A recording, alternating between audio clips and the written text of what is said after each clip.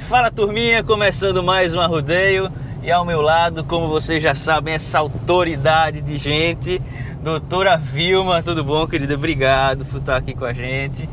Ginecologista, obstetrícia, né? Também. E sexóloga também. Queria agradecer aqui, fazer um registro aqui, doutora Vilma. A gente já se falava há um tempo, né, doutora? E ela sempre com uma agenda muito corrida, mas fez um esforço, um malabarismo aí para atender a gente. Agradecer o carinho, a atenção da doutora Vilma, para estar aqui com a gente, dando esse presente, esse arrudeio tão legal, tão bacana. Muito obrigado, doutora. Seja bem-vinda, viu? Lucas, eu que agradeço a oportunidade e parabenizo a iniciativa, né, sua, desse canal, né? E fico muito feliz por estar aqui hoje com você e agradeço muito a consideração. Para mim é um prazer enorme. Doutora, como diz um amigo meu, sem mais delongas, vamos à nossa pauta, né, de hoje, né? Sim. Tem um assunto muito interessante que muita gente fala que é folclore, muita gente fala que isso existe, que é o chamado ponto G, lá nas mulheres. E aí hoje a gente vai conversar sobre ele. Existe, doutora, o famoso ponto G? Lucas, esse tema é bem polêmico, Uhum. sabe? Então, assim, se você for ver, é bem polêmico esse ponto G, não é? Uhum. O que existe, né? Todo o nosso corpo, ele é bastante sensível, né? Existem terminais nervosos no corpo inteiro, então as pessoas têm prazer em locais variados do corpo. Então, não sei se você assistiu aquele filme chamado Intocáveis. Uhum. Você assistiu? Assisti. Então, naquele filme, o protagonista, né, depois de uma lesão que ele teve, ele ficou tetraplégico e ele começou a sentir depois sensações prazerosas na orelha, né, nas orelhas. Interessantíssimo aquele filme. Então, o ponto G dele passou a ser as orelhas. Orelha, né? Né?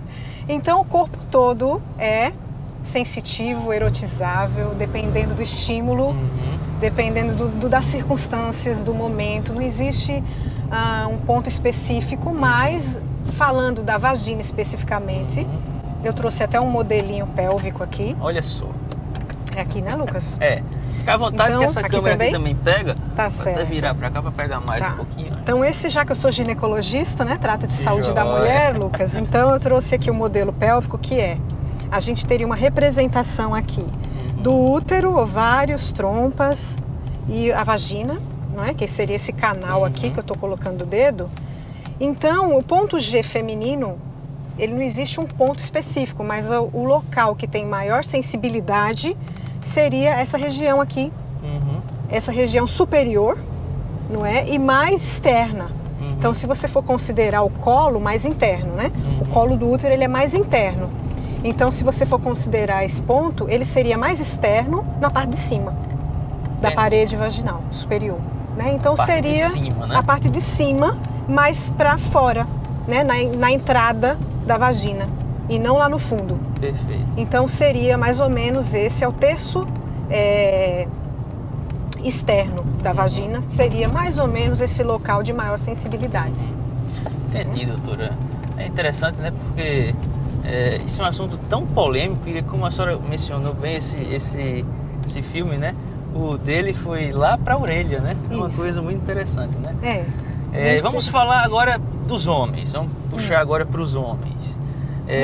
Também existe aí uma dor de cabeça muito grande no universo masculino. Um tema que nunca caduca, né? Porque está sempre aí em consultórios, em congressos, que é a ejaculação precoce. Sim. A ejaculação precoce, doutora, ela é algo emocional, é algo fisiológico, os dois? Como é que se vê isso hoje? Olha, a ejaculação precoce, ela pode ter as duas situações. Pode ser orgânica, né? E emocional. Às vezes um problema hormonal, não é? Um problema, uma infecção como prostatite, por exemplo, pode desencadear uma ejaculação precoce. Mas a maior parte dos casos é de cunho emocional. E Então principalmente você que é psicanalista, que trata muito as pessoas com ansiedade. Isso. Não é? Então, nos dias de hoje, você pode ver no seu consultório como psicanalista. Então, existem cobranças, né? Cobranças muito grandes. A vida hoje é mais dinâmica, a gente tem vários papéis, né? Para conciliar todos esses papéis, às vezes nós ficamos muito ansiosos. E a ansiedade, ela é um fator muito associado com a ejaculação precoce. Então, eu vejo, né, que a ejaculação precoce está muito mais associada com a parte emocional masculina, por causa da ansiedade. Dificilmente, né, a gente desassocia essa parte emocional, né, desse tipo de sintoma, né, doutora? E se existe um problema orgânico, né, de cunho biológico, o fator emocional ele vai se agravar.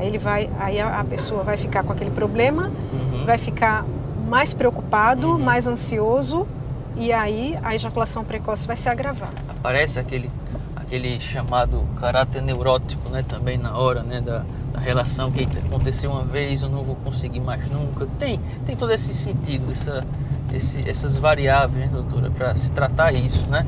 O temor de desempenho. Temor, né? De desempenho, né? Tudo isso, verdade. Tudo isso, né? E na amamentação, doutora, vamos voltar para as mulheres um pouquinho. Na amamentação, a mulher perde a libido? É uma coisa que muitas mulheres perguntaram quando souberam que eu ia falar com a ginecologista e sexólogo. Lucas, pergunta-se quando eu estou amamentando, eu perco mais libido do que antes. Isso é uma pergunta bem frequente. Sim. Os hormônios associados ao ciclo gravídico puerperal são principalmente a prolactina e a progesterona. Entendi. Então, do ponto de vista hormonal, existem motivos, sim, para a perda da libido. Né?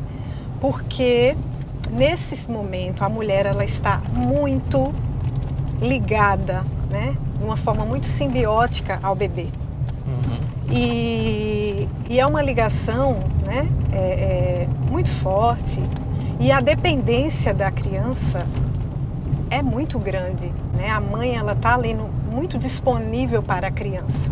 Questão de sobrevivência, né, também, né, na parte da criança. Exato. Essa troca, né? Essa troca. Então, é algo que depende também de cada situação. Porque tem mulheres que até referem uma melhora do seu desempenho sexual nessa fase, que ficam mais dispostas, porque ficam aquela situação, aquela condição nova da maternidade, às vezes dá uma sensação de poder para a mulher, dá uma sensação de poder. Que coisa, né? Veja como varia, né? Isso aí, varia, né? muito, né? Mas eu vejo que a maior parte fica... a amamentação nem sempre flui de uma forma espontânea. Não é? Tem mulheres que têm dificuldade para amamentar. Já é um momento de muita ansiedade também, né? A amamentação, né? Muita ansiedade, muita cobrança também. Cobrança, não né? é? Que é a sobrevivência do bebê. Então existe uma cobrança em cima daquela mãe para ela amamentar. E a criança que está em amamentação exclusiva, a mãe ela fica muito cansada. Muitas vezes. Ela fica cansada, ela não consegue dormir bem. Então isso tudo atrapalha também a libido dela, porque ela fica muito voltada para aquela criança, então o ambiente da casa muda, né? A privacidade do casal. Né? O quarto, né? Às vezes o bebê está no quarto do casal no início, que é difícil separar, porque a criança chora.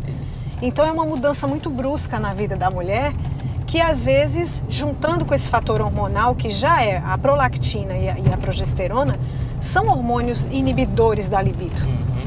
Então, dependendo da situação dela, da situação, como ela vai encarar essa maternidade, ela tem ajuda, ela tem apoio?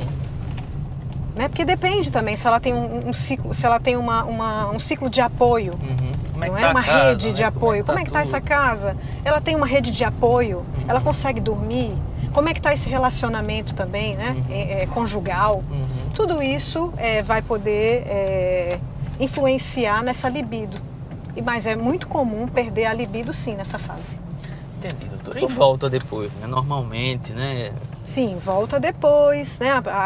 A mulher pode pedir pode Existe solicitar todo um processo, acompanhamento. né? Isso aí, Isso vai mudar. Uhum. A criança vai ficar mais autônoma, Uhum. a situação vai melhorando. Uhum. E aí vai voltando a libido dela, porque a libido fica muito voltada para a criança. Uhum. O encantamento, ele se dirige muito para a criança Uhum. no início. E a própria, ela não tem muita escolha, Uhum. né? Ela tem que cuidar, ela tem que amamentar, Uhum. ela tem que dormir para produzir leite.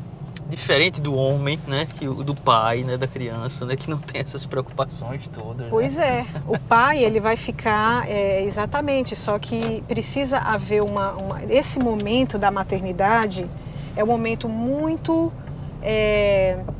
propício para o casal ter algum problema, né? Às vezes acontecem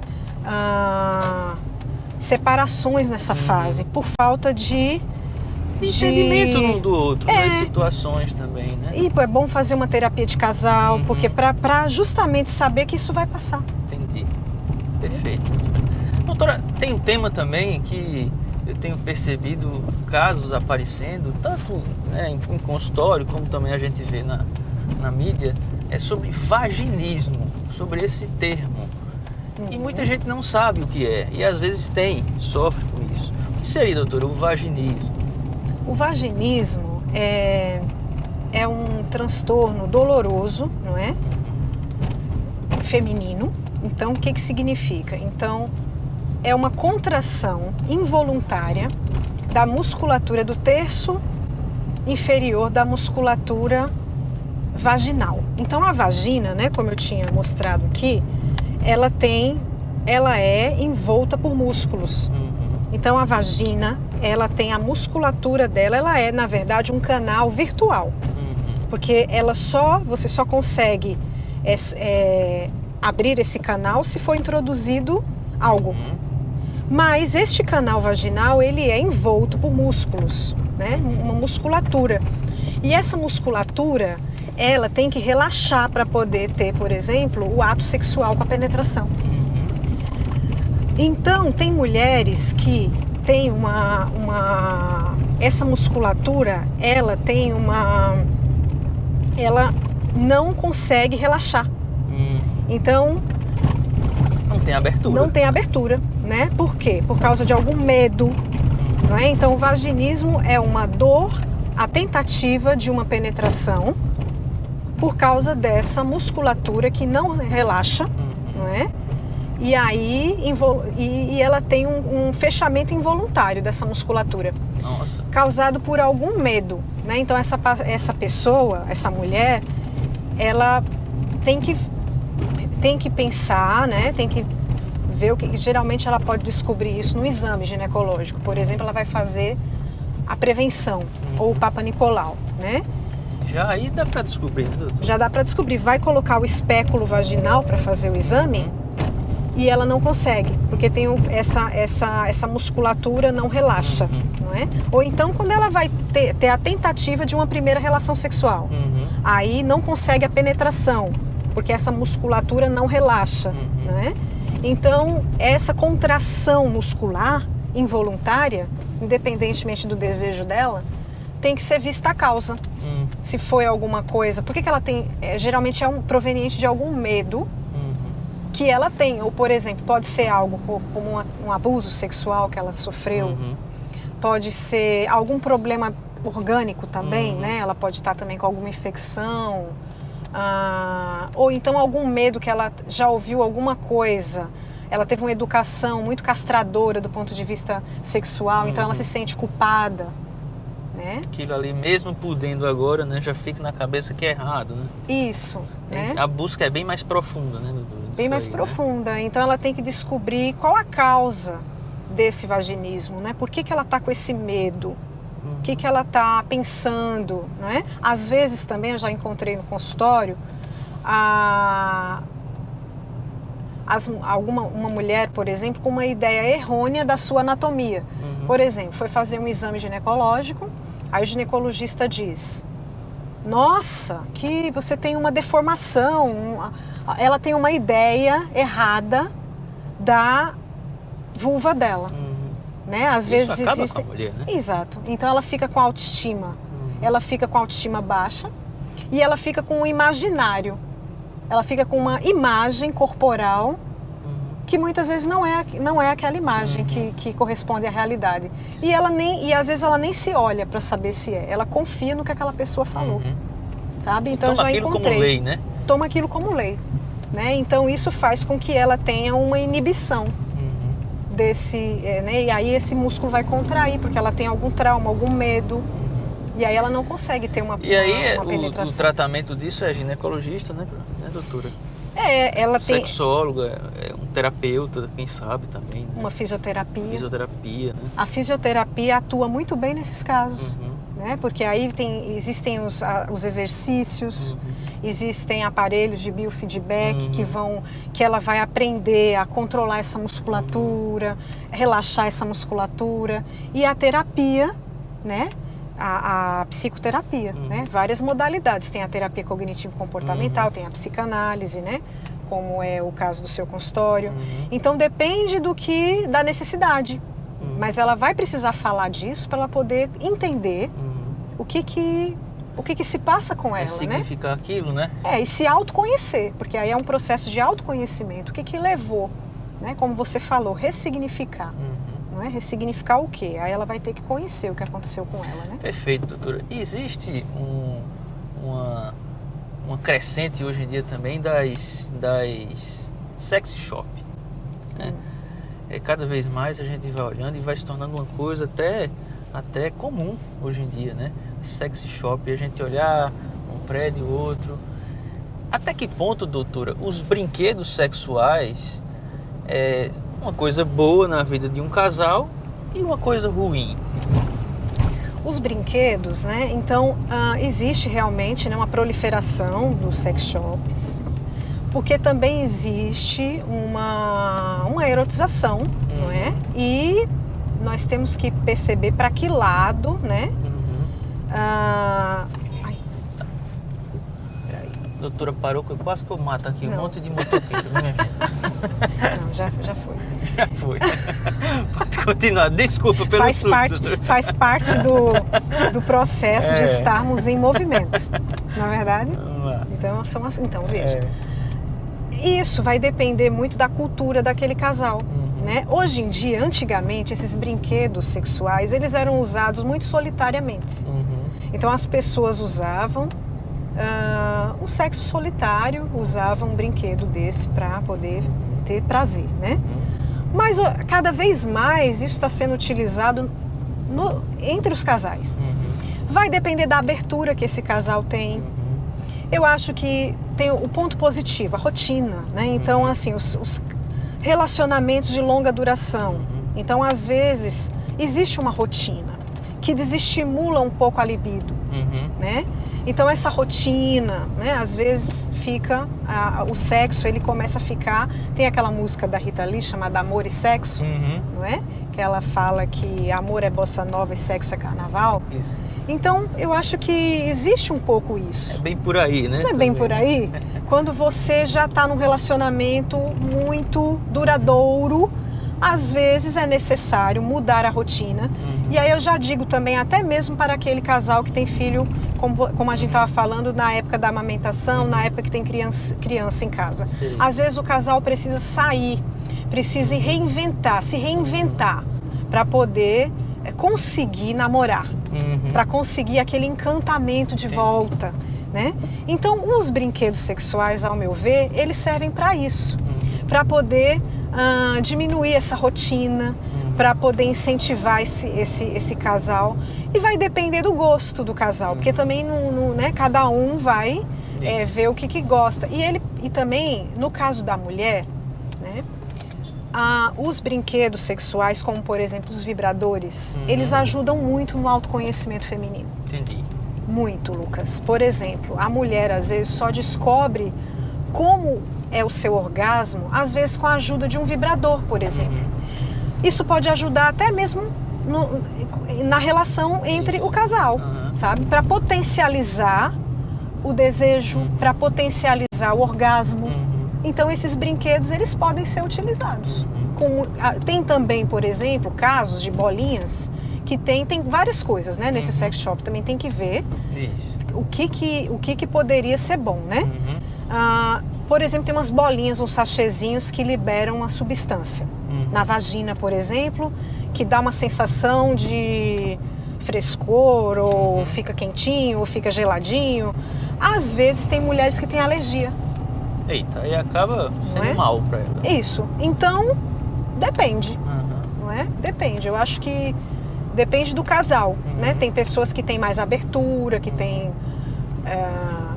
várias possibilidades. Você falou uma coisa agora, e me permita, doutor, eu vou fazer uma deselegância aqui agora, porque eu não coloquei na pauta isso, mas eu tenho certeza que é um assunto assim que Não, mas isso não é deselegância nenhuma.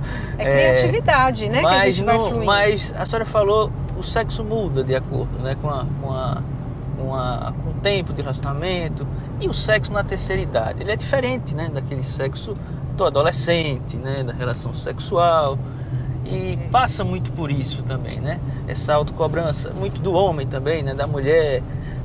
Ele muda muito, doutora, na terceira idade.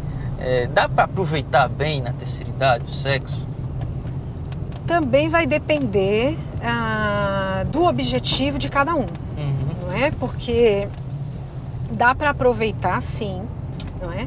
Agora, a libido é algo muito pessoal, sabe, Lucas? Por exemplo, tem pessoas que dirigem sua libido para vários... Eu não sei se você concorda comigo nisso, mas assim, tem pessoas que dirigem sua libido para várias coisas. Tem a energia sexual, a libido é a energia de vida, né? A pulsão de vida. Então, por exemplo, com o avançar da idade, o sexo muda. Porque o nosso corpo muda. Então, tanto o homem como a mulher vão sentir diferenças. A mulher, né? Então, ela vai ter a menopausa, que significa última menstruação. Depois que ela tem a menopausa, segue-se o período do climatério. Isso significa uma queda dos hormônios dela, que vão fazer com que haja ressecamento vaginal. E ela vai ter várias mudanças na pele, várias mudanças no corpo. A autoestima dela pode mudar em decorrência disso. Ela pode se sentir... Ela pode não ter mais aquela autoestima elevada, porque ela está com essas mudanças do envelhecimento. A vagina ressecada pode provocar dor, que é chamado de dispareunia, que é a dor no coito. Então ela tem que ter um acompanhamento ginecológico para ela poder saber se ela precisa fazer uma reposição hormonal. Ela pode usar alguns produtos cosméticos como óleos, lubrificantes íntimos, para poder melhorar esse desconforto que acontece com esse ressecamento. Né? O homem, por exemplo, ele também tem uma queda hormonal, né? A chamada andropausa. Mas nos homens isso é um pouco mais leve, não é? Nesse sentido de hormônio. Então, o homem, o que acontece com ele? A queda hormonal dele é mais gradativa, não é? E na mulher essa queda é mais brusca, então afeta principalmente o desejo. Como no homem essa queda ela é mais gradativa, o desejo dele fica praticamente normal, o desejo sexual do homem. Coisa interessante, né? Na mulher mexe muito com o desejo por causa dos hormônios. Já se a gente for pensar em termos anatômicos, o homem ele pode ter uma tendência a ter disfunção erétil com o avançar da idade, não é? Então ele pode perder a função. Fica mais, isso é mais forte no homem, essa perda da função no caso. E aí aparecem outros problemas, né? Isso. Não consigo mais, aquela coisa toda. A mulher já tem mais preservada essa anatomia. Entendi. Ela vai ter o ressecamento, mas ela vai conseguir. A mulher vai conseguir vencer esse ressecamento com óleos, lubrificantes, reposição hormonal, e o homem vai conseguir vencer a disfunção erétil com medicamentos também e prótese, se for o caso, não é? Perda de peso, e também lembrando que tudo isso no envelhecimento vai depender da saúde que essa pessoa tenha. Né? Então essa disposição para o sexo vai depender também da saúde global dessa pessoa. se é uma pessoa que se cuidou a vida toda, Perfeito. não é? Por exemplo, se a pessoa tem alguma doença como diabetes, porque isso também afeta o sexo por causa, né? Depende da hipertensão arterial, se essa pessoa toma algum medicamento que afeta a função sexual. Então tudo isso vai depender dos hábitos de vida, se essa pessoa fuma, que também pode ter uma perda da função sexual no caso do tabagismo, né? Alcoolismo. Uma série de coisas, né? E a medicina está tão bonita, né, hoje, né? Que antigamente ela tratava algumas coisas de uma forma muito genérica, né? Hoje em dia você vê que cada caso, principalmente as respostas da doutora, eu achei interessante porque cada caso hoje você tem que ter, né, um acompanhamento daquele caso, né? Uma coisa muito interessante, né? E eu penso em como sofriam as pessoas antigamente por causa disso, né? Por essa falta de dizer assim, não, isso aqui é assim, cada um é tratado dessa forma, do mesmo jeito, e hoje está muito diferente isso, né? Muito bonito ver como hoje está se tratando diferente essas coisas, né, doutor? Porque cada caso é um caso. Cada caso é um caso, né? Tem que individualizar os casos e se aprofundar, né, na situação para a gente poder saber como ajudar, né?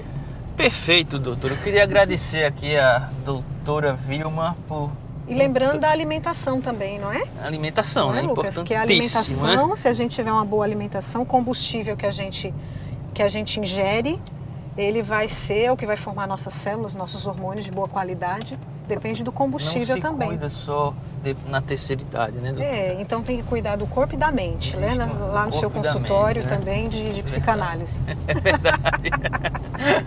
Doutora Vilma, muito obrigado. Em pleno dia de semana, passear aqui com a gente, arrodear nesse arrodeio super informativo, super bacana, com temas aí tão importantes. Obrigado, meu querido, mais uma vez, por esse presente, por esse privilégio de estar rodeando aqui com a gente, tá bom? Eu que agradeço, Lucas, cumprimento a todos, um grande abraço, muito obrigada pela oportunidade e estarei sempre à disposição. Obrigado, pessoal. Quem está ouvindo a gente por outro canal, vai lá no YouTube, Arrodeio Sobre Rodas, que vai ter aí algum contato profissional da doutora, currículo da doutora e mais informações. Até mais, pessoal, para o nosso próximo Arrodeio. Até mais.